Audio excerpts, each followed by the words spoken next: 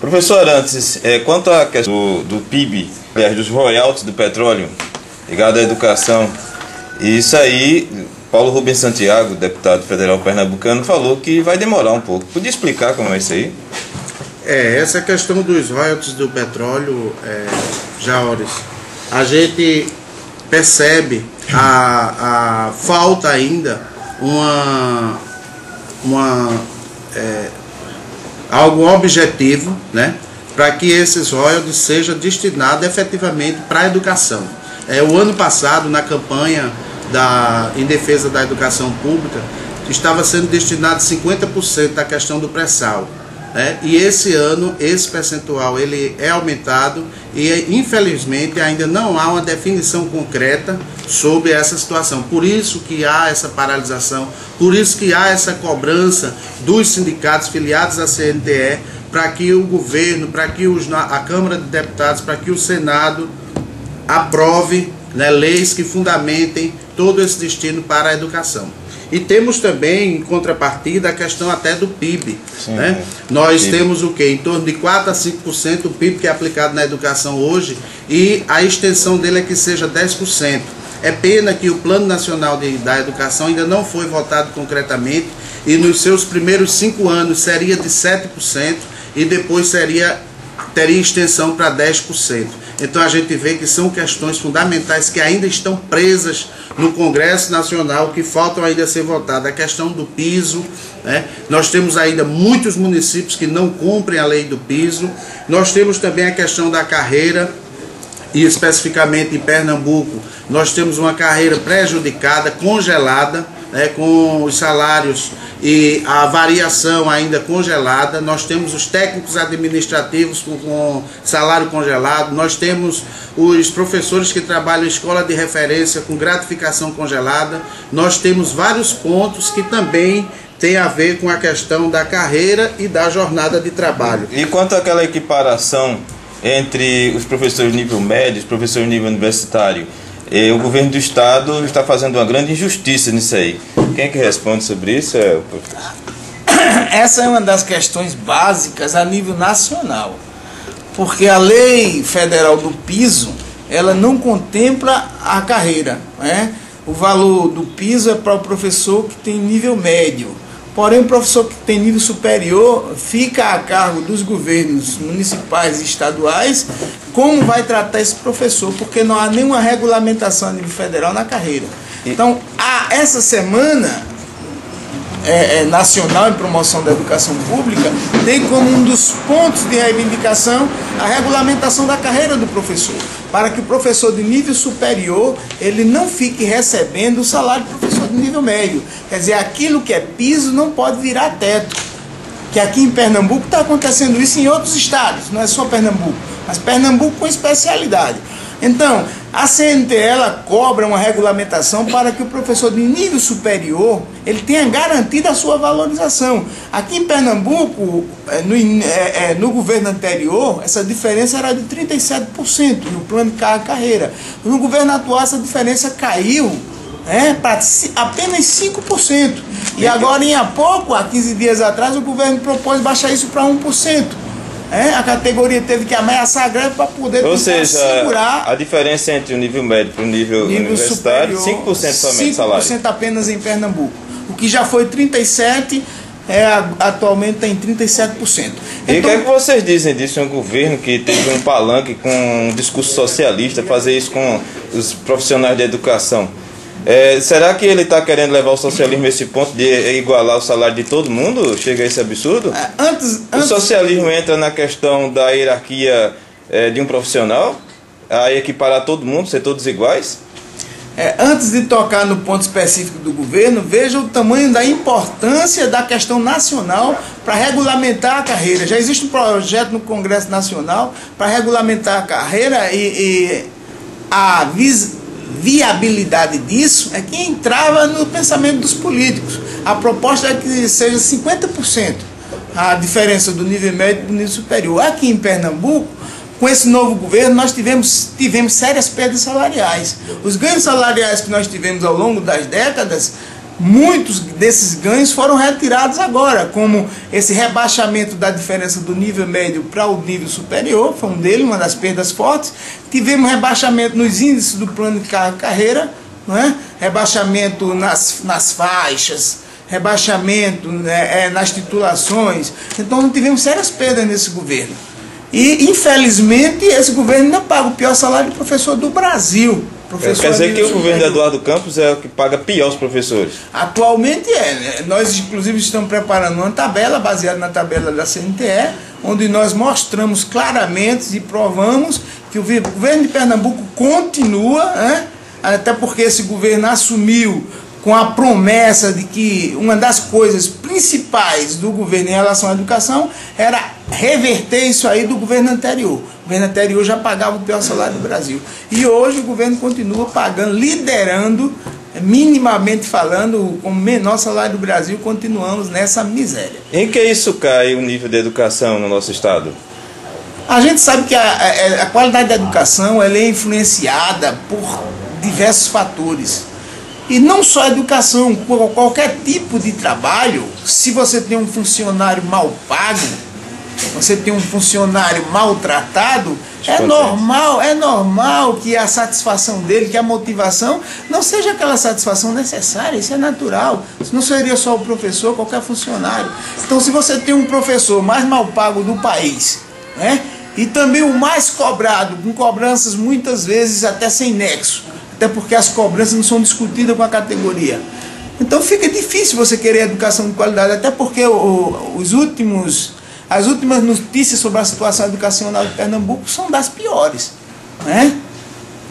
Então a situação é essa. E a questão, professor, antes, sobre essa ação do governo do estado de dar tablets para os alunos, acha que isso é uma boa solução?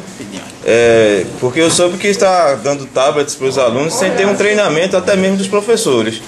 Esse desrespeito à classe de educadores, isso aí, como é a posição do sindicato diante dessa ação do Estado? O sindicato ele traz na perspectiva de quê? De que esses recursos que foram destinados para esse, digamos assim, esse presente para os alunos, que eles fossem revertidos nessas mudanças salariais que pudesse atender a categoria com mais respeito no que se refere à questão salarial, né? Essa questão de tablet, dos treinamentos, feito a gente percebe no cotidiano da escola, o aluno com o tablet que já está mexendo, e o professor ainda às vezes não teve nenhum treinamento para usar esse equipamento tecnológico. Então a gente assim zela para que os recursos destinados para esses fins possam também ser revertidos para o salário do professor, porque, como sabemos, com o pior salário de professor do Brasil, fica difícil você ter uma educação também com essa qualidade. Tanto aí que você vê que os últimos índices de Pernambuco não foram bons, tanto em língua portuguesa quanto em matemática. E isso aí traz prejuízo para toda a sociedade de um modo geral. Então existe um investimento na robotização e o enfraquecimento do elemento humano na educação pernambucana. Isso, tanto é que você vê também, já agora há pouco, 1 mês, 2 meses, né, tem esses cursos para o Ganho Mundo, que assim é uma oportunidade, é claro, que os estudantes têm para conhecer outros países, mas é apenas 1% do total de estudantes, e isso repercute, às vezes, negativamente, porque você precisa trazer também esse âmbito maior para que outros estudantes possam participar. Então você fica, de certa forma, limitando e você fica trazendo a educação só para alguns, quando na realidade ela deveria ser para todos. Eu ouvi um depoimento de um professor de idiomas da rede pública de ensino do Estado, falando que enquanto investem em mandar alunos para a Espanha, Estados Unidos e outros países aí, eles não investem num treinamento dos professores, porque antes de mandar os alunos, deviam mandar os professores para ter esse treinamento de idiomas lá no exterior. Pois é, e essa formação continuada, que é importante demais, a gente temos, por exemplo, em educação física, falta formação continuada, falta profissional, quer dizer, existem várias áreas que estão precisando que essa formação seja mais efetivada. Então é importante destacar também para a sociedade esse fortalecimento da formação continuada, esse fortalecimento da qualificação do profissional para que possa trazer também na sala de aula uma qualidade melhor na educação. Nós temos agora, por exemplo, gostaria de destacar também, essa última instrução de janeiro, a 577, que trouxe o reordenamento da rede, onde as salas de aula da escola estadual ficaram vazias. E foi o rebatimento para o município. E muitos municípios estão superlotados de alunos sem condição de atender aquela demanda. Onde a lei diz que o ensino fundamental ele pode ser compartilhado. Então são essas visões também que a gente precisa apresentar para a sociedade precisa estar consciente de tudo que está acontecendo com relação à educação, e com isso traz a diminuição de carga horária, professores sendo devolvidos para a regional, quer dizer, causa um tumulto até na rede, porque já pensou o que aconteceu agora no início do ano, é você sair das férias, quando voltar você não está mais na escola, você foi latado em outro canto. Então, quer dizer, são situações muito difíceis para ser enfrentadas, e a gente espera que num diálogo se possa trazer a realidade mais às claras e trazer mais esse enquadramento no que diz respeito à vida profissional de cada trabalhador e de cada trabalhador em educação. Estamos nas vésperas de um ano de eleição. Então, na sua opinião e o posicionamento do sindicato quanto à situação política no Brasil todo, porque, por exemplo, ano passado nós tivemos uma estatística de que as salas de aulas foram quase esvaziadas durante os meses de campanha política, que muitos estudantes deixaram de ir para a aula para estar em comícios, até trabalhando para os políticos. Acha que os partidos contribuem para a diminuição do nível da educação no Brasil quando acontecem essas coisas? Veja, eu acho que o aluno ele tem que estar na sala de aula. Essas questões políticas, elas sempre vão acontecer, faz parte da democracia. Nós temos que conviver com elas e a gente precisa trazer justamente essa conscientização para o dia a dia da escola. Que realmente, se ele pode participar de comício, de alguma coisa, atividade extra, que faça. Mas que também, como questão consciente, mas que também da escola, que seja o ganho real, que se tenha os 200 dias, que se possa trazer justamente essa educação de qualidade. E com relação aos partidos políticos, que faz parte também da democracia, isso aí sempre acontecerá. Mas a gente zela que a garantia do nível de qualidade para os estudantes. Professor Arantes, e assim como coordenador geral aqui do Sintep na região Mata Sul, explique aí como foi feita essa programação de uma aula na Praça Paulo Paranhos. Vai ser uma aula, porque primeiro se falou no manifesto, aí vem a proposta de uma aula pública. Então é uma proposta maravilhosa. Conta aí pra gente como é que será isso. Pronto, veja, Jaures, a questão da aula é justamente essa reunião de entidades, onde a gente vai dialogar com a sociedade os motivos da greve sob o âmbito nacional, estadual, municipal, porque temos também o sindicato em nível local.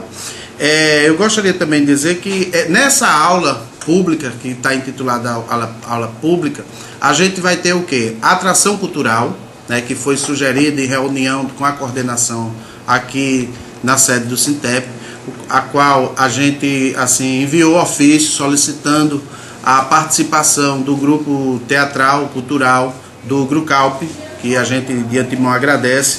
Nós vamos ter também os representantes dos bairros, que os presidentes de associações que também podem se colocar. Então nós vamos usar, na verdade, um modelo da estrutura sindical, onde a gente aprova a pauta e em seguida a gente vai fazendo as deliberações conforme a pauta.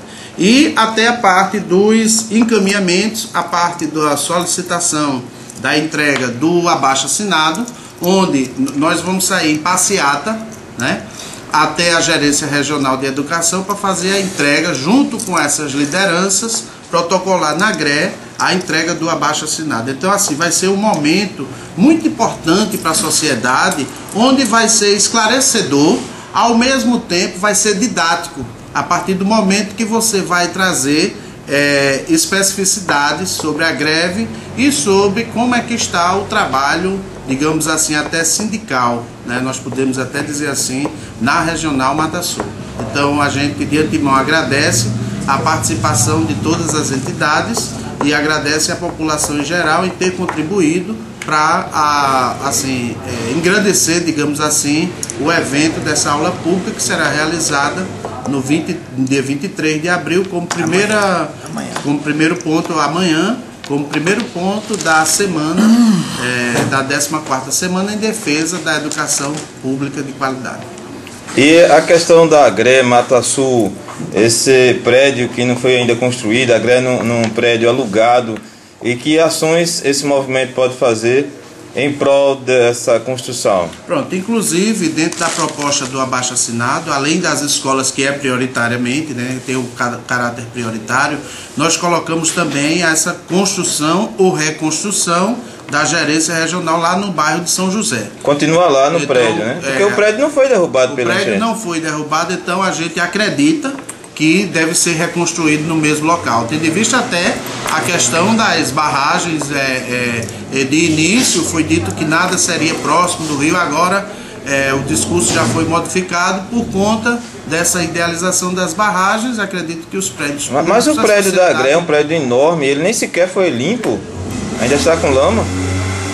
Aí essa questão específica de limpeza, dessa parte aí eu não sei se estão esperando... O prédio está abandonado. Se estão esperando algum outro tipo de ação para, digamos assim, dentro da limpeza, dentro do que for feito, já iniciar os trabalhos. Aí a gente aguarda, vamos entregar esse protocolo com esses abaixo-assinados para também somar forças com a sociedade em geral do município de Palmares, em prol dessa reconstrução dessas unidades educacionais e da gerência. Então a pauta de amanhã vai ser 8 horas da manhã, lá onde existia a Escola Pedro Afonso, a caminhada até a praça e da praça para a AGRE. Veja, nós assim ficamos sabendo que a Escola Pedro Afonso de Medeiros vai estar fazendo um movimento lá nas, vamos chamar de ruínas, mas só tem o terreno. Né? Lá no hoje é um bosque ali, é um bosque. E essa entrega lá nós vamos também acompanhar, né? Vamos acompanhar o pessoal da escola e dentro desse acompanhamento a gente vai fazer esse deslocamento até a Praça Paulo Paranhos, onde será a aula pública.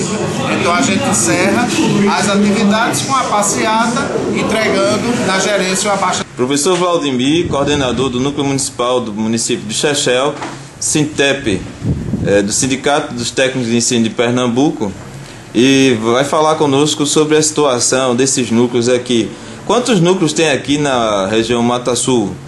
São 4 núcleos, Primavera, Maragi, Catende e Chechel.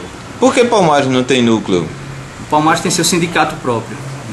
E esse sindicato próprio, pessoal, não é filiado ao Sintep? Não, é filiado, os trabalhadores em educação do município de Palmares são filiados ao Sinzempal, sindicato. Quer dizer, o Sintep são os professores da rede estadual. Da rede estadual e esses núcleos municipais que são filiados ao Sintep. Aí nos outros municípios onde tem núcleo, todos os professores são filiados ao Sintep? Os que não têm núcleo, não. Os que têm núcleo? Os que têm núcleo, todos são filiados ao Sintep. Certo. E como é que está a situação lá em Chechel? Como vai ser a programação nesses 3 dias de parada nacional? Bom, em assembleia realizada no último sábado, dia 20, decidimos que pararíamos apenas na quinta-feira. Vamos fazer só um dia de paralisação, entendendo a importância dessa paralisação, da luta pela valorização da educação, pela valorização do profissional em educação. E aproveitaremos para fazer um ato público para apresentarmos a nossa pauta de reivindicação, né? Que se refere à questão do salário de dezembro, que não foi pago ainda, terço de férias, também não foi pago, retroativo do mês de janeiro, e a questão que para a gente estamos encarando como a necessidade mais imediata, que é a construção do plano de cargos e carreiras do administrativo da educação. Não tem, Chechel, isso? Não tem. Temos apenas o plano de cargo e carreira dos professores. A nossa luta agora é para construirmos o PCC do administrativo. E essa luta lá em Chechel, há quanto tempo existe esse núcleo e que vem essa luta em prol desse plano de cargos? O núcleo ele foi fundado há 2 anos, um pouco mais de 2 anos. E desde o início vem sendo ponto de pauta da nossa luta. A construção do plano de carreira, tanto dos professores, que conseguimos ano passado, foi aprovado em fevereiro do ano passado, mas que infelizmente ainda não conseguimos a do administrativo. Assim como outras questões, né? A questão da implantação do piso, que também existe, que o piso nacional só foi implantado em Chechel em novembro de 2010, portanto existe uma diferença de 10 meses, que foi uma negociação que nós viemos fazendo com a gestão anterior, mas que não foi respeitada, não foi cumprida, inclusive descumprindo um termo de ajuste de conduta que foi feito numa audiência pública em outubro de 2011, né, no Fórum de Água Preta, e que vamos retomar essa negociação com a atual gestão. Existem escolas do estado lá em Chechel?